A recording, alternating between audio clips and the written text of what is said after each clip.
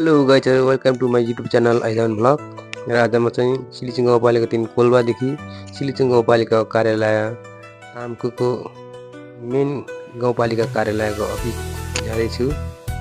र यहाँ चाहिँ म कोलबादेखि बाटो लागिरहेको छु अहिले।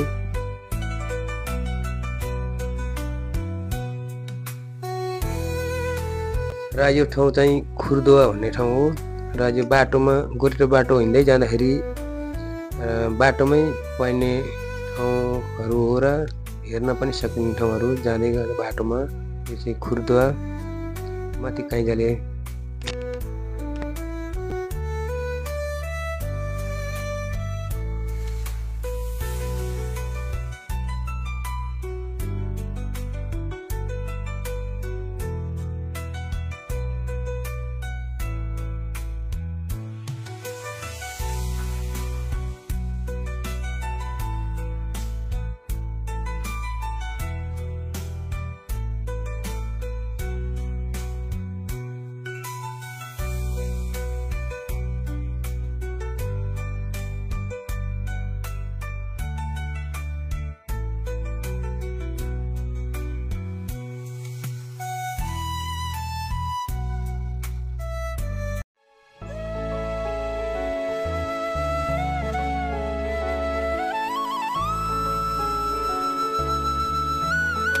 र यो चाहिँ फाफरबारी, जहाँ यो सिलिचुङ गाउँपालिकाको अत्यन्तै अन्नबाली रूपमा उत्पादन हुने फाफर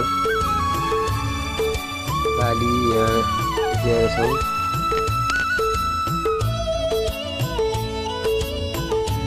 मकै जस्तै यो पनि एउटा सिलिचुङमा धेरै महत्त्वमा उत्पादन हुने एउटा बाली हो फाफर।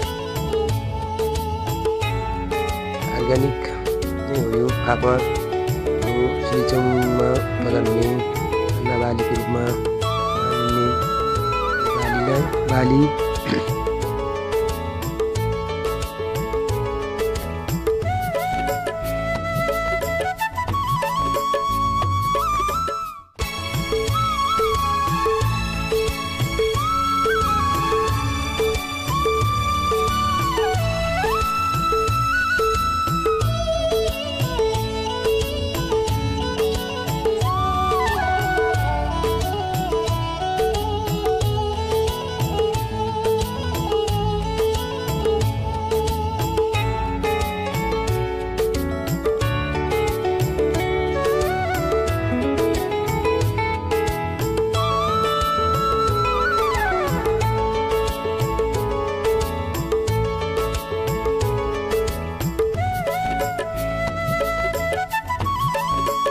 र यो चाहिँ देखिरहेको एउटा मन्दिर चाहिँ हाम्रो यस पहिला सोमी चौतरा भनिन्थ्यो, तर सोमी चौतरा छेउमा अहिले खेम्पालुङ मन्दिर बनिएको छ। र खेम्पालुङ मन्दिर जहिले पनि बढी पर्व बेला यहाँ पूजा हुन्छ, पूजा अर्थात् यहाँको सेवा हुन्छ यस मन्दिरमा। र यस सोमी चौतरालाई पनि एउटा प्रख्यात मानिएको हाम्रो सिलिचुङको एउटा चौतारा परमपूर्वकालदेखि चिनिरहेको ठाउँ हो। र यसकै साइडमा खेम्पालुङ मन्दिर र त्यस साथसाथै सगरमाथा मावि, जो अहिलेसम्म पनि यस माविमा सञ्चालन भइरहेको सगरमाथा मावि